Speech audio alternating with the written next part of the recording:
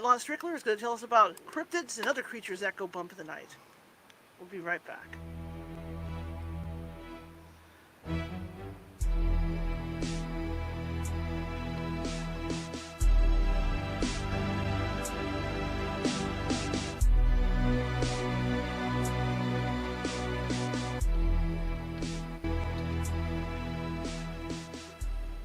Grab your popcorn and snacks. Find a comfy spot, take a seat or lie down, and let me transport you to a place of fantasy, ghost stories, ancient legends, odd creatures, alien encounters, and other magical topics. You may even decide to join the conversation. From faraway lands to your own backyard, with a small dash of pixie dust. Turn out the lights and open your minds. The journey is about to begin.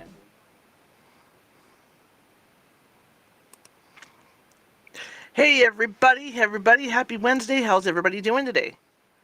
We're halfway there to the weekend. I think you said okay, right? 2 more days and weekend, here we are. There we go, now I got my stuff rolling. See, the proper buttons going. Just about got the buttons memorized here on Restream. Anyway, my name is Charlotte. I'm going to be your host for the next hour. I'm also the owner of the California Haunts Paranormal Investigation Team based out of Sacramento, California. We're 45 strong up and down the state, which means if you think you have a paranormal need, we can help you out. It might take us a while to get to you, but we will get to you. This is a big state. People don't realize it. We've got, I'm talking deserts. We're talking high country. We're talking, you name it, we have it in California. Oceans, the whole spiel. You can find us everywhere on social media. All you have to do is Google us. California Haunts Paranormal Investigation Team. You'll find us everywhere. If I went through the list, you guys would fall asleep. Anyway, welcome everybody. I'm really happy to be here. I hope you are too. It's raining here. Well, it's kind of raining. It's threatened all day, but the rain's been really light. So whoever's back east, it's heading your way. It's heading your way. I feel sorry for all my friends back east because they're getting it now. Anyhow, I've always had this fascination with cryptids, and I grew up going. My sister lives on the west coast in Fort Bragg. And Willits is Bigfoot country. That's the beginning of Bigfoot country from our area. And I also lived up north for a while there. My family and I had a house almost at the base of Mount Shasta, and that is also Bigfoot area.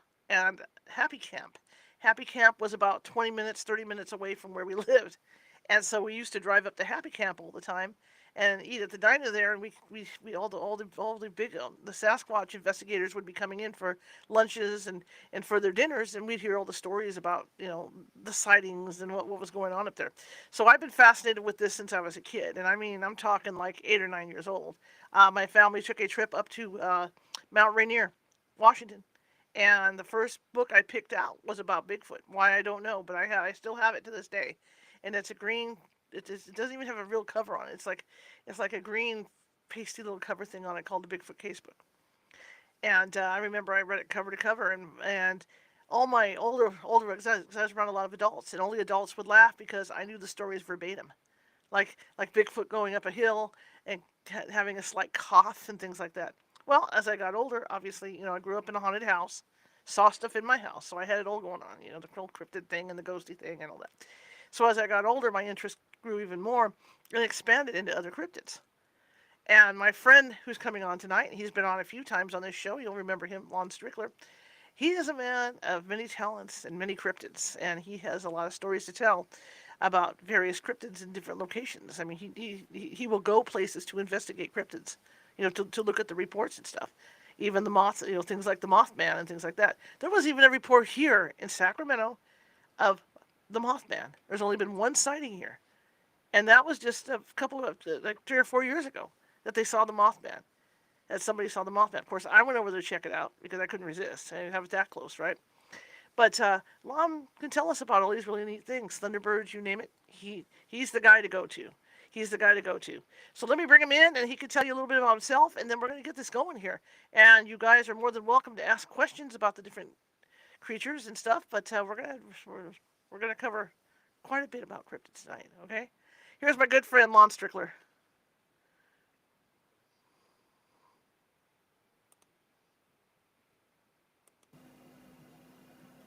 Good evening. Hey, Charlotte, how you doing? Good. How are you, sir? Hanging in there. It is good to see you. Good to see you. It's been about a year or so, hasn't Yeah, haven't seen you in quite a while. it? Yeah. Tell everybody about you. Oh boy. Um. Well, I've been involved with paranormal cryptids and about everything in between for about 45 to 50 years. I've had encounters over that period of time. I started out basically looking into paranormal phenomena. Hmm. Back when it wasn't really a thing. This was Right. back in the '70s. I had my real first encounter back in '67 in Gettysburg, and that was kind of where my eyes opened up as to what I what was really going on. I after that I started to realize I had some abilities as far as some clairvoyance and the ability to sense and sometimes see spirits and spirit energy. But and I did that for a long time. And back then it was like when I was in high school, I was literally doing investigations in the mid '70s around South Central Pennsylvania, where I was growing up and where I live now. And I had done a couple investigations at that time, and then eventually I graduated from high school and then moved down to Baltimore and lived down in Maryland for about 40 years. And in 1981, I had my first real cryptid encounter. I had a Bigfoot encounter. You may know about the Sykesville monster, and that was the creature that I happened to run across. I guess it was the creature, but it was a Bigfoot nonetheless. And after that, I became interested in cryptids, basically. It was mostly Bigfoot in the beginning, but as time went on, I started learning more and more about the phenomena, and I started investigating and reading and researching. And eventually, back in 1988, I had a winged humanoid encounter. And that was also here in Pennsylvania, actually not too far from where I live now. I live just east of Gettysburg. Hmm. And that's kind of really picked up. And I started the blog back in 2005 and just really doubled up on what I was doing. And got more involved in research, eventually formed a team. And I've written 9 books, and I do about a little bit of everything. Anything that comes up that interests me, I get involved with. I don't limit myself to what I want to look into, Hmm. and that's kind of paid off. And I've had some TV shows I've been on, and most recently, in the beginning of August this year, we were on the Unsolved Mysteries Mothman Revisited episode on Netflix, and that really went well. It was. And we were investigating at that time. By that time, we were investigating the Chicago Mothman phenomena, Hmm. or the winged humanoids, or whatever you want to call them. And in fact, today I got my 180th report, or what we feel to be a valid 180th report of a winged humanoid. This was type like a owlman type creature Hmm. in the Chicagoland region. So we continue to do this. We've been looking into this since 2011, when 3 reports came in out of South Chicago in the summer, Hmm. and it kind of slowed back for many years until like 2017, spring of 2017, and that's when it really picked up. We had over 50 reports that we deemed valid in 2017, and it's been steadily going on since then. And it's probably not as much going on as it was back then, but we still get reports. Hmm. So that's kind of what we're into now. We look into a lot of other stuff locally, Hmm. but yeah, it keeps us busy. Can you tell me about your first encounter? Oh man, what, the Bigfoot encounter? Yeah. Uh, yeah. Well, the Bigfoot encounter was May 9th of 1981. I was doing some fly fishing on the south branch of the Tapsco River outside of Sykesville, Maryland, and I was in this river itself. It wasn't really large. It was maybe about 20 yards wide at the most. But I was in the stream. I was in the water, had my waders on, and I did notice a dog, good sized dog on the other side of the river, going through the weeds and such. And I didn't pay much mind, but then I heard a yelp. I heard the dog yelping. And I looked up, and at that time, I saw something huge just rise out of the weeds. And the weeds were pretty high back then, but this thing had weeds up to its torso, Mm-hmm. and it started moving to my left, walked out of the weeds onto the bank of the river. It was a gravel bank, and stopped walking, turned towards me, and we locked eyes on each other. And I was probably 40 to 50 foot away from it. I was pretty close. At that time, I really didn't know what I was dealing with there. I thought it was probably a Bigfoot. Mm-hmm. I'd heard about Bigfoot. And this around the time when the Boggy Creek thing was big on, the movie, and the book was popular and such. And I thought that's what I probably encountered. We looked at each other for about 10 minutes, about 10 seconds, And the only thing that was, other than this thing being about 7.5 to 8 foot in height, it had brown matted hair on it. It was definitely male. The genitalia was prominent. Uh, but the features itself, it looked like what you can call an early man, a Neanderthal. It had the thick brow ridge, but it looked like a huge man with a lot of hair. Mm-hmm. So we looked at each other for a bit, and it was making this gnashing or clicking sound with its teeth. I don't know what that was all about, though I have heard reports of that later on from other people. And it just literally turned quickly and walked swiftly up into the woods behind it and took off. And what I did, I decided I'm going to get out, go back into Sykesville and make a report. Mm-hmm. I didn't know what it was, and I did get in my car, drove about a mile to the nearest payphone, and called the local police, the Sykesville Police Department. They took my report. The girl on the phone told me that go back to where you saw this thing, and we'll have a police officer meet you. Well, did I want to go back? But I went ahead and I drove back. And by the time I got back, and it was no more than 3 or 4 minutes after I hung the phone up, a Maryland State Police officer was already there at that location with one of those old wooden barriers they used to put across. And it wasn't a wide road, but he had it across the road. And I pulled up, and he stopped me. I rolled down my window. He said, "You got to get out of here." I said, "Well, I made a report to Sykesville Police." He said, "I don't care. You got to leave." Okay. So I turned around. It was hard to turn around, but I finally got turned around. I drove back into Sykesville, and I lived in Sykesville at the time. So I probably spent 45 minutes to an hour at home, and then I decided, well, I'm going to drive back down there and see what's going on. Mm-hmm. So I did. I drove back down, and there were cars all up and down the road. I probably had to walk a quarter mile after I parked my car just to get to the location. And by that time, there was a Howard County police officer standing by the barrier, and there were a few people standing there.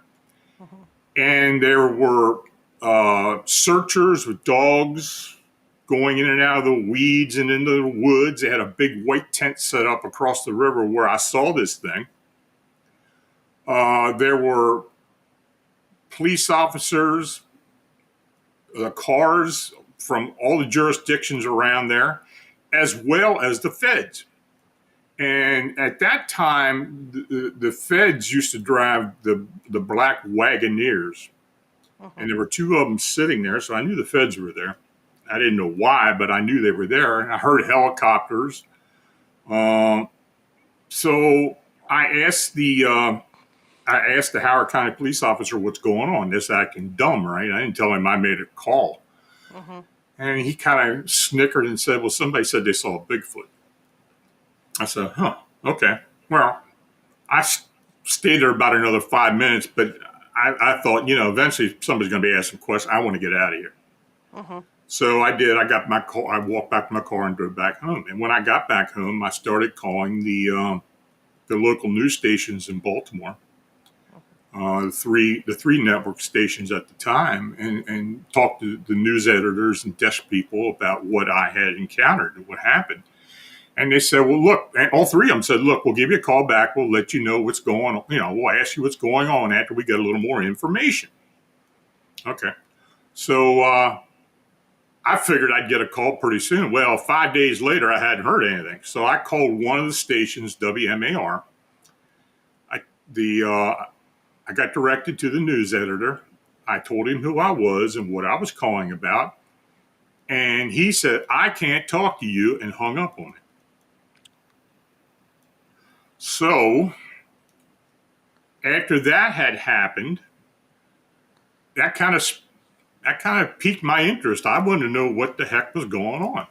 Mm-hmm. So even after all these years, I still really don't know what was going on. Though I did find out later that there had been a Bigfoot report about 3 miles down the river from where I was, in Marriottsville, about 2 or 3 hours previous to my sighting, which was about 10 o'clock in the morning. Mm-hmm. Some woman had made a report of seeing this creature, and but why would the feds and the police get involved? I mean, they don't Right. they don't do that. They don't even do that now. Mm-hmm. So I don't know if there was some type of government thing involved with this. I'm pretty sure there was. I mean, that area. You live in the Baltimore, D.C. metro area. You see a lot of facilities. You really don't know what's there. Mm-hmm. So it could have been something like that. I really have never figured it out. But every once in a while, somebody will come up and mention something about it and tell me some things they had heard over the years. But I still really haven't pieced it all together. So back when Monsters and Mysteries in America had their TV show, I did an episode in 2013 season about the Sykesville Monster, and I recalled everything then.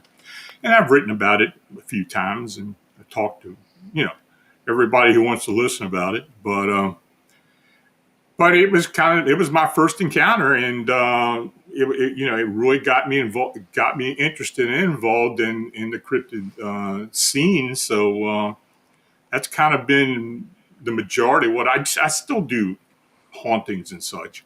I still do a Mm-hmm. lot of work, but yeah, I mean that kind of started the ball rolling with me. Question in the chat room is: were the reports of it harming anyone? No, no, they haven't. No, I mean, even with this what's going on in Chicago, we haven't heard of anybody being injured. I did have a report that came like third hand Mm-hmm. of someone who possibly had been injured and went to the hospital, but I haven't been able to find any of that. That happened in I think it was 2015 in Chicago, Mm-hmm. but I haven't really found any proof of it. So, but out of all the sightings that have been reported to us and those we've investigated, this creature or these creatures, and I'm sure there are many more than just one, Mm-hmm. have not harmed anybody. It's kind of bluff charged people and scared a lot of people, mostly because they just didn't know what they were looking at. Mm-hmm. But as far as harming people, and people do get, and this is something you get a lot with cryptids, but especially with the winged humanoid sightings that we've been involved with, people are fearful of these things. They kind of get a bad vibe about it, and uh, a lot of times they feel that if they do report it, that something may happen to them. Mhm. I mean, I've literally talked to people right after they've had their encounter, and they're bawling and crying on the phone with me, and they're all shook up. And my partner Tobias Whalen has also talked to people who have been very upset. And if you watch the episode on Unsolved Mysteries with the Mothman Revisited episode, you'll see that because many of the witnesses did come on and talk about their encounters on the show. Mhm. Mhm. How can you tell, when you're talking to somebody and you're getting a report, can you tell pretty much if they're pulling your leg or not? We're always cognizant of something like that actually, happening.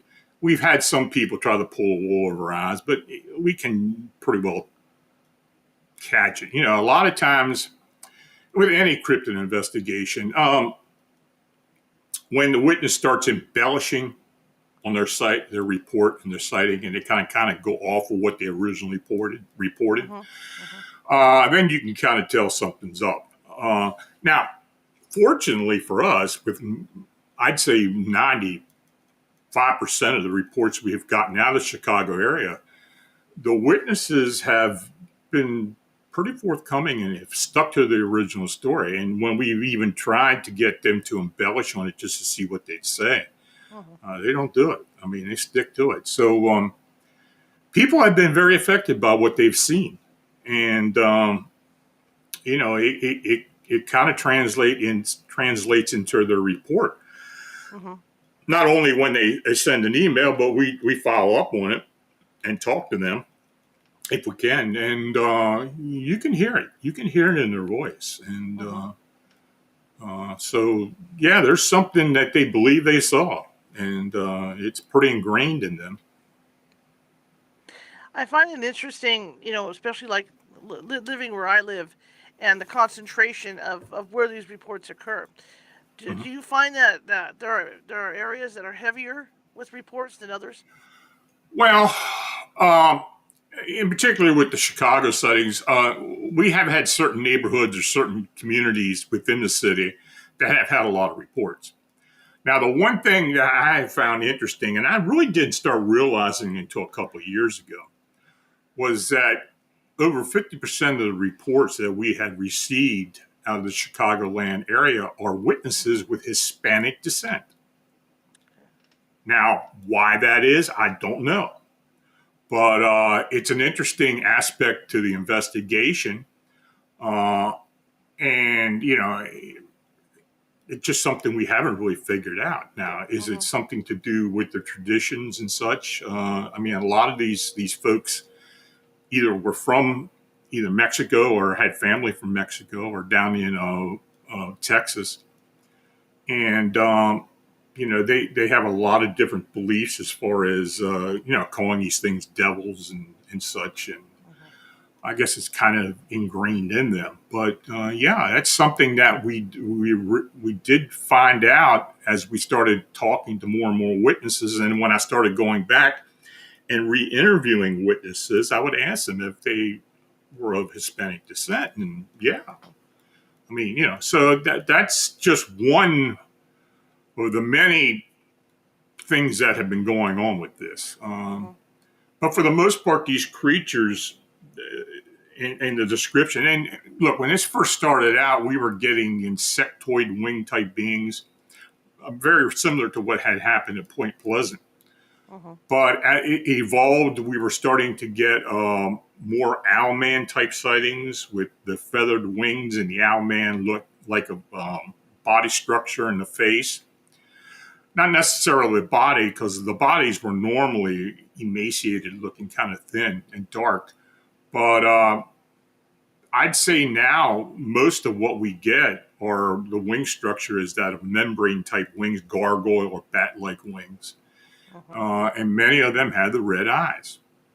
So there are some similarities to most of the sightings, but occasionally we get a variation. And just like today's report, and the report I received today was in from June of 2022 Mhm. in an area where we have had sightings just north west of Chicago, Mhm. and we have had a lot of owlman sightings up there. So, or what we call owlman sightings, or Mm-hmm.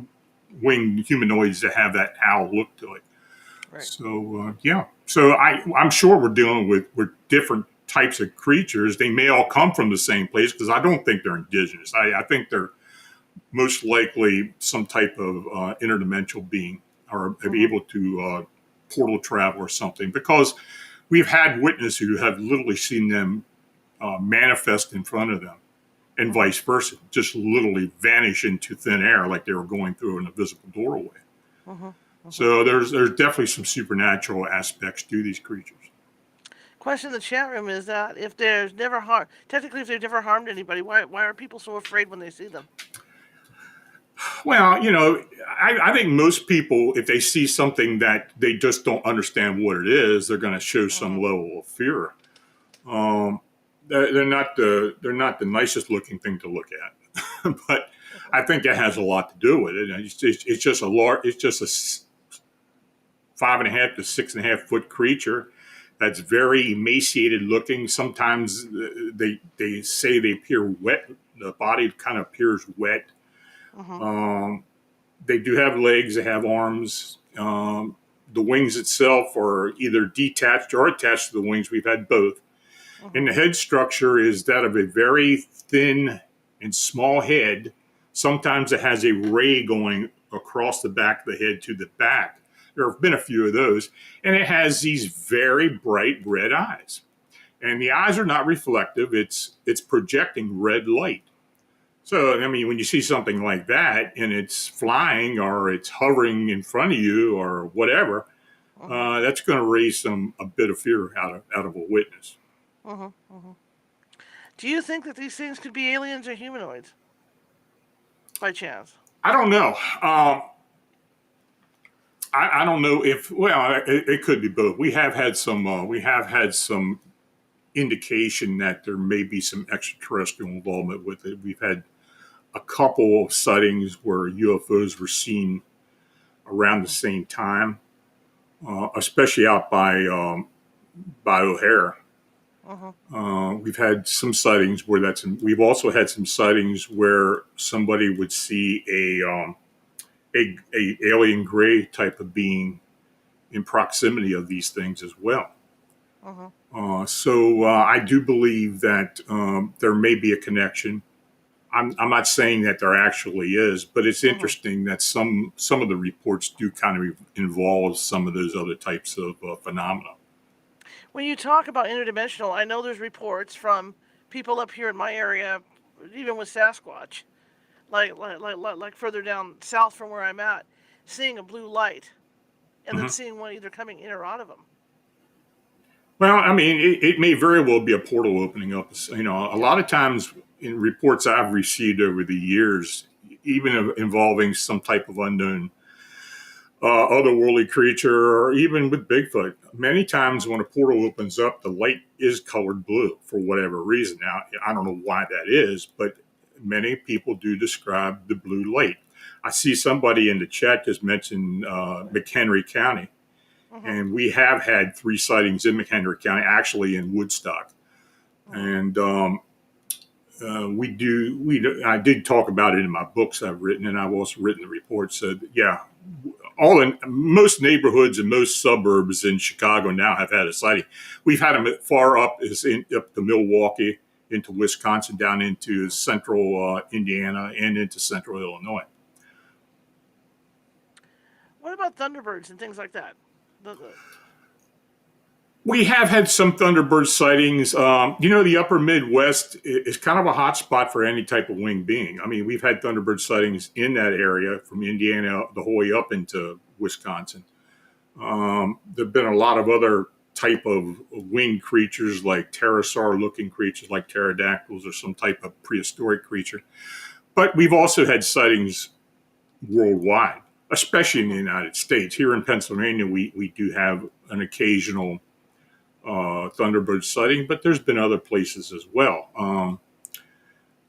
Texas is a pretty big hotspot, southern Texas, for these type of winged creatures, the Thunderbirds and such, and as well as far as the Southwest United States. Mm-hmm.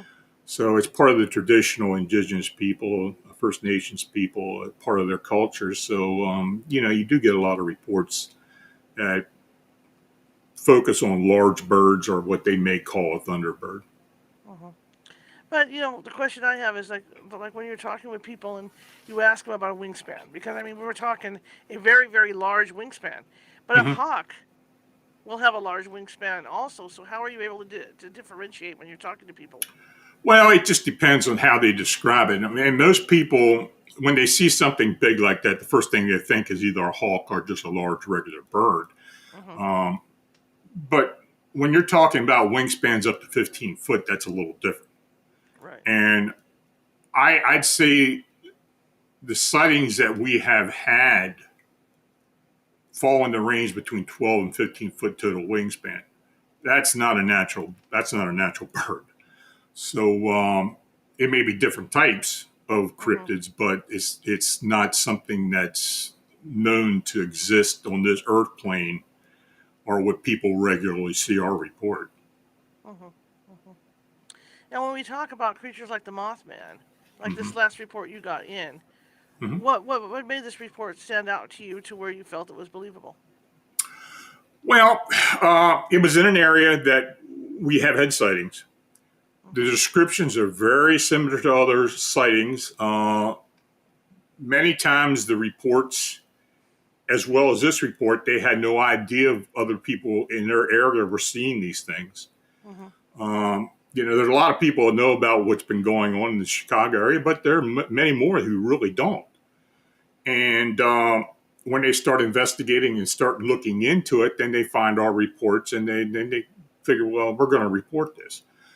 But this is one thing about this whole phenomena in the area that just really stands out to us is that people seem to be they seem to have this thing kind of imprints on them. They Hmm. feel they feel the need to talk about it, and like I said before, they very rarely deviate from what their original report was. Um, Occasionally, I'll get a report that just doesn't really have a whole lot of detail to it, and I kind of have to prod people as far as going into more detail about time, location, Hmm. Hmm. and other things. And people are inherently fearful about giving out too much information. But this report I had today was pretty detailed.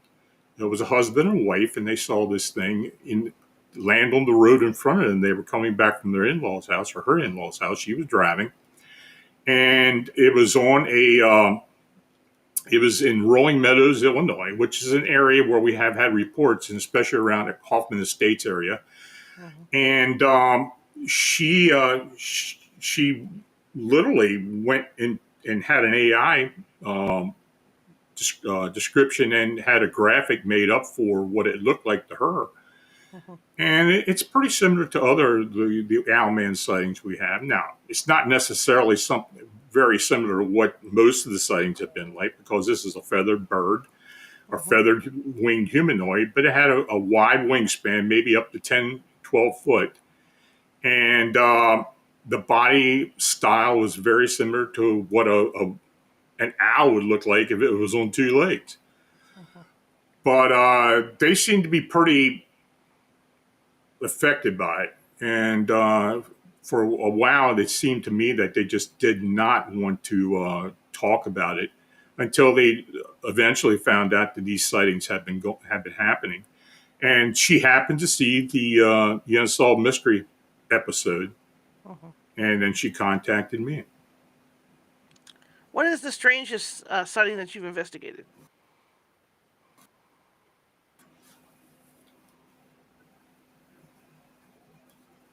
Oh my God, the strangest. I've had drag sightings. Okay. That's pretty unusual. Hmm. We've had some dragon sightings, even in California. In the Central Valley, we had a couple of dragon sightings. Um, Especially, we've had several in New Jersey. I had one in Chicago. But these winged creatures. This is kind of a global phenomenon. We have had sightings worldwide. And in fact, when the Unsolved Mysteries show was aired, the producers were collecting reports from people who were watching the show, and they had sent those in. We had 130 of them directed to us. Mm-hmm. I'd say about 30 to 35 came from the Chicago area, but the rest were worldwide. In fact, most of them were international sightings. And we're slowly getting to those. Now, it's not always easy to contact people internationally and have them come back to you. As far as calling, they don't a lot of times leave that information. Occasionally they do, but we all we can do is send an email and hope they get back to us. As far as the sightings around Chicago, I think we've had about 10 people respond out of that 30 or 35. So, but we do continue to get reports. Some were more unusual than others. Mm-hmm. But many times we get reports of older sightings where somebody will have had something happen to them, like is being reported. They'll see a TV show that had in there, or somebody will mention it to them after they inadvertently talk to someone, and say that, well, you're not the only one that's been seeing this, and Mm-hmm. they refer them to me, and then I'll talk to them, or Tobias will talk to them. Mm-hmm. So it's kind of the cryptid that keeps on giving to us. I mean, Yeah. this has been going on and keeps going. And in fact, the fact that these sightings are in an urban area, which is very unusual for Mm-hmm. cryptids, kind of sets this whole phenomenon apart from most others. Absolutely, absolutely. Well, you know what? They might be like any other animal. They're coming in for food and water or whatever. Because we as humans we are encroaching more and more on their territory. So it could be a case like that. Well, I think I think there's an ulterior motive for it. I do believe they're on another dimensional plane opposed to ours. I think they do have the ability, and I think they are flesh and blood. I think they do have the ability to move within these worlds. They're corporeal beings, and I think they do have an agenda, though we just don't really know what it is. I do know one thing, that many times it seems, even if there's a crowd of people where the sighting takes place, there's only a few people that can see it. I think these things have the ability to allow certain people to see them. Now, Mm-hmm. I've heard that. That happen as far as other cryptids as well. Mm-hmm. Uh, so, yeah, I mean, they do seem to want to be seen for whatever reason. But as to why they're coming here or why they're showing themselves, we just don't have that answer yet. Mm-hmm. Mm-hmm. And that kind of leads into the paranormal as well, because I mean that happens with ghost sightings as well. Sure. Yeah, I mean, there's all kinds of reasons why these, any type of energy or any type of creature that's not known will show up or be seen. Uh, that there's a reason why they're being seen. You Mm-hmm. know, of course, and when you're talking about spirits and spirit energy, it's mostly because they want to make contact with the living. And when they try to do that, it turns out to be a haunting, and the living get fearful, and they start calling paranormal investigators in Right. and want to know what's going on and try to get them out of there. Well, it just doesn't work that way. You can sometimes move them on, but it's free will. If Mm-hmm. they don't want to go, they're not going. Right. Uh, Absolutely. Many times I believe, even when we've done investigations and we have made some type of cursory contact with them, it seems to us that a lot of them just don't even realize they have passed on. Mm-hmm. So Absolutely. yeah, I mean, we get a lot of that with a lot of these cases. Sometimes we're able to move them on, but it doesn't happen all the time, and it just depends on the case itself. Mm-hmm. But yeah, I mean, there's definitely something supernatural about what's been going on with these creatures and other cryptids as well. So, and it's becoming more and more prevalent with cryptid sightings that even with Bigfoot and upright canines or cryptid canines, that Mhm. they they do tend to demonstrate supernatural aspects that Mhm. are just different than an indigenous creature. Mhm. So that's why we look into it, and hopefully, as time goes on, we'll start getting some more answers. But at this point, I don't think we really have the ability to do that. Not Mhm. yet, but I think more and more, even in people who've been involved with investigations and research for many, many years, are starting to realize that, maybe these creatures are just not out there all the time. Maybe there's Mhm. something different about them. Mhm. And maybe there is something supernatural about them. Along that line, all the times you've gone out to investigate, do you see any patterns? Uh, Maybe not as much as people would like to think. Mhm. There's always something different about each case. I mean, I don't know. I guess it depends on the phenomena as far as Bigfoot goes. Yeah, a lot of times, there's very little. Well, there's very little evidence left anyway. Um, there'll be a footprint here, or there'll be some scat, or you know, there'll be hair samples or something like that. But for the most part, it's all anecdotal. Very few real good uh, photographic evidence, or there is some audio evidence, but that's kind of the extent you get. And with the cryptid canines and the Bigfoot itself, they don't like to be seen. It's just pretty obvious that Right. they don't want to be seen. And in fact, many times they seem surprised when they are seen, Mhm. that they don't realize they're being seen.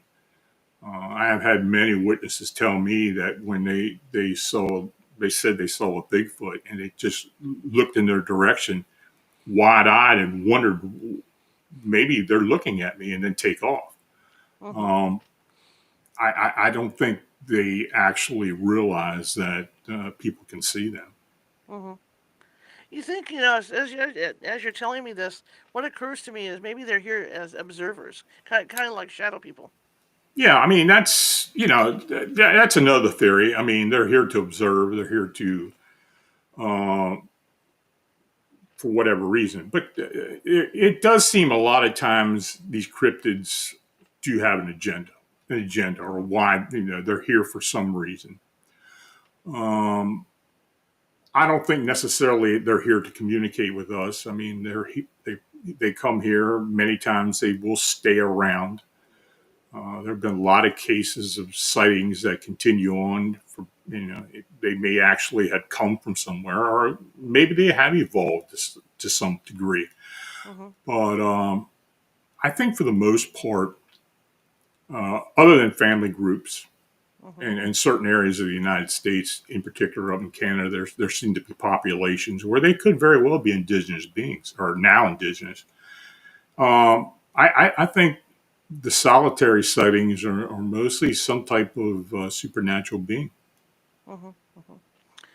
Is there any particular place where they're more prevalent than others? Well, the Pacific Northwest is kind of the hot spot in this part of this neck of the woods. Florida, of course, we have this skunk ape and the smaller type. There's different types. I think they do. I think the Bigfoot or the Sasquatch do are different types of species. Not necessarily species, maybe races would be more Mhm. uh, a better description. The Gulf Coast, anywhere from Texas the whole way around into Florida, there's different types, different descriptions.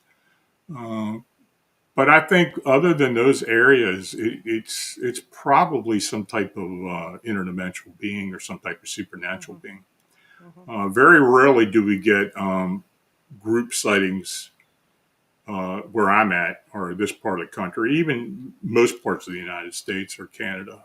There just seems certain areas where they have a lot of cover, they have plenty of food, and they Mhm. can have family groups, and they seem to thrive. It's just interesting, and I know there's still a lot of woods out there. Yeah. There's still a lot of wildland out there. But the more we encroach on this wildland, it seems interesting to me that we haven't had even more encounters, or maybe people aren't reporting them. Well, I think that's a big part of it. A lot of people just don't, you know, they don't realize that they saw something and maybe it was supernatural or something unusual. Hmm. Many times they're just fearful of being criticized for even reporting something like that. And people are still like that. Though the internet and TV and all that have kind of helped us with that because people are more inclined to come forward and talk about it. Hmm. But, I think more and more people are starting to realize is that we just don't particularly know our environment. There's other things out there we just don't understand. Hmm. And maybe one day we'll figure it out, but we'll have to wait and see, I guess. Has there been anything come up in the last few years that has kind of been new to you as far as these sightings and the way they act? Not really. We've had a phenomena that has occurred more so in the past decade or so, which we Hmm. call the glimmer man. And in fact, me and a couple other gentlemen are working on a book about it right now. And basically, if you've seen the Predator movies and Hmm. the cloaking of the alien in the Predator movies, you can kind of relate it to that phenomena. I'm not saying these are aliens. In fact, I think they're probably cryptids, possibly Bigfoot or other types of cryptids Hmm. that have some ability to cloak themselves. I think naturally some Bigfoot do have the ability to cloak themselves, either by um, lighting or some other, or something to do. And people have suggested maybe because of the hair, their fur and stuff, it allows Hmm. them to reflect light or move things away from perspective of human eyesight. But these glimmer men, for the most part, the body shape is humanoid. Hmm. And people have seen them in all different areas. I mean, I thought maybe this was, when it first started out, I thought it was maybe just something that people were seeing in the deep woods. A lot of times hunters will see these things. They'll be they'll be deer hunting and they'll be in a stand or something and they'll see something in the tree across from them moving around and see an outline of this thing. And it seems to be watching them. But, it's pretty frightening to a lot of these people, especially a hunter who's, used to being in the woods and used to wildlife and seeing something they just can't really understand. Hmm. But we have had a lot of sightings of these things all over the place. We've had several here in Pennsylvania, the Midwest, even out west. So it's a phenomena that we're very interested in, and hopefully it's something we can continue to look into.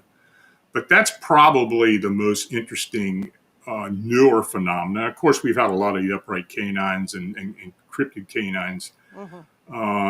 Here in Pennsylvania, we do track a lot of those cases historically and in contemporary sightings. Hmm. I've got a map that I do keep track of the sightings in Pennsylvania, but we get a lot of them down in Maryland too. Hmm. Maryland has had a tradition of what they call a dueo or a upright canine. Hmm. That we have had traditional sightings, and we occasionally do have some newer sightings. And in fact, I've been working on a couple of cases in Maryland of sightings. So, and as well as here in Pennsylvania. So it's this whole thing keeps us busy. I mean, you never know what's going to pop up. Right. You know, it kind of runs the gamut, but occasionally we'll get something a little unusual, and hopefully we can go and look into it and come up with some answers. When we talk about the Glimmer Man, for people that don't know what that is, what is it, or what's it look like? Well, it looks like I said. The only thing I can really attribute it to is the Predator movies. It looks like that in a way. Okay. Okay. People say it looks kind of like a wavy heat wave that's shaped like a humanoid figure. Some people say it looks like you're looking through glassine. Hmm. Um, but it's no detail to the features. It's an Hmm. outline that kind of defines the body's shape, but it's Mm-hmm. kind of a wavy look to it. In certain conditions, you can see it. I mean, it just looks like some invisible creature, some type of visible creature that does have some Mm-hmm. type of form to it Mm-hmm. that has the ability to move in trees and such. And they've seen it running, and they're usually fairly fast. Mm-hmm. You know, I this is something about the whole Predator movie series where I think maybe the people who are involved with actually writing it, and it's something I've looked into, may have had an encounter or heard an encounter like that, and it kind of put it into a screenplay. And and the fact that now more and more people are talking about it and more people are reporting it. You know, sometimes you know the popular entertainment kind of blends into what we get reports of, just like with these sightings of the winged humanoids. Mm-hmm. Many times we've had people say they look like the Jeepers Creepers creature from the movies. Sure. Uh, we've had that, we've had that stated to us by many witnesses. Mm-hmm. So I think pop culture kind of comes into a lot of this. That's interesting because one of the questions when we go out, on a preliminary for a ghost hunt, that's one of the questions we have is how do you compare, you know? You cut out on me. I didn't hear your question.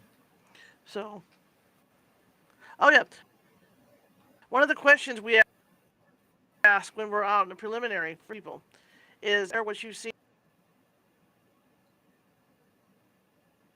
or in a movie. That's Yeah. Well, a lot of times people will watch a film one of the main or questions we ghost ask. hunting show or something like that. They kind of relate a lot of that to what's really going on. People got to realize that that's To not see, necessarily what is really how, happening in how real much life. that, you know, how much to them it looks like what they saw. Yeah, you cut out. You had to ask me that question again. I'm getting a lot of cuts. Well, at least the system waited until the end.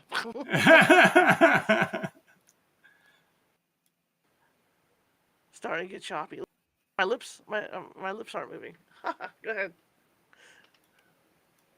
So what's next for you?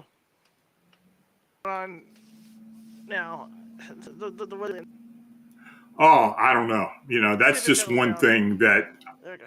yeah, I can't predict what's going to happen. Honestly, I wish I could. Yeah. Uh, this stuff springs up on you sometimes, and if it's something that's very interesting or something, that piques my interest and the team's interest, then we'll dig Mhm. into it. But you just never know what's going Mhm. to pop up as far as cryptids in the supernatural, and you know that. You're going to get some Yeah. really far out reports sometimes. Maybe you can delve into it and maybe come up with some answers, but you never know. You never know what's going to come your way. Earlier in the show, you mentioned what it was like back in the old days, and I remember even for me back when we started 15 to 20 years ago, how Yeah. different things were because it wasn't as popular as it is.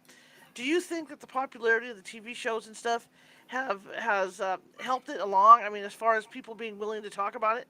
Oh, absolutely. I think people are, with the internet and people reading all these accounts and such, and Mm-hmm. seeing more and more of these subjects in TV shows and in the movies, it piques people's interest. And when they do have an encounter, and look, back then they would very rarely even say something.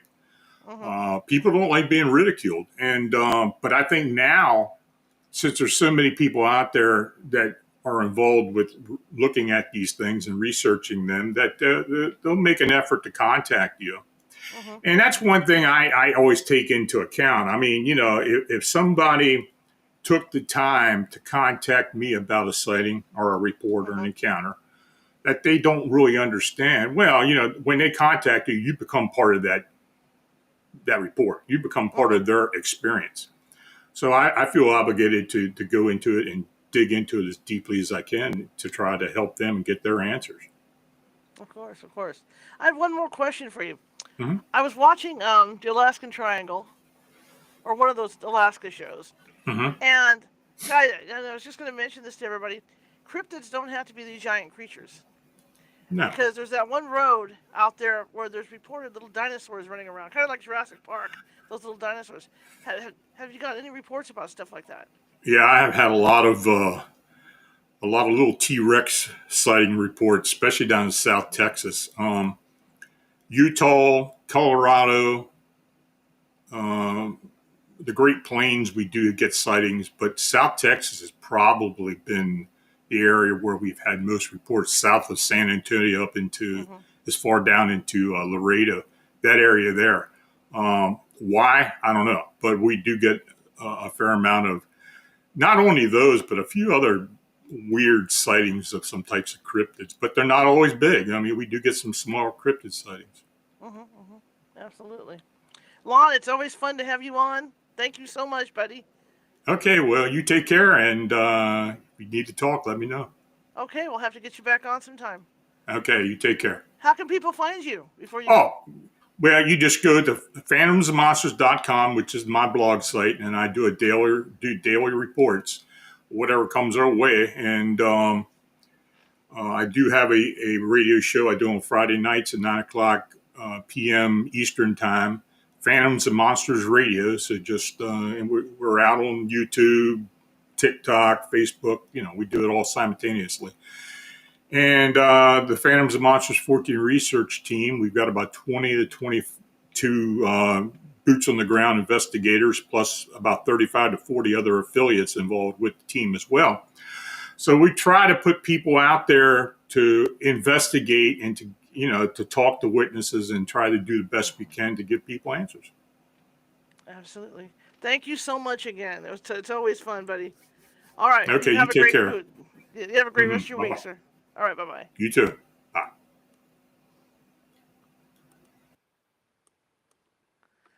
All right, yeah, I love to have him on. He's so fun to talk to. Love it, love it, love it. Thank you, Lon. Thank you so much.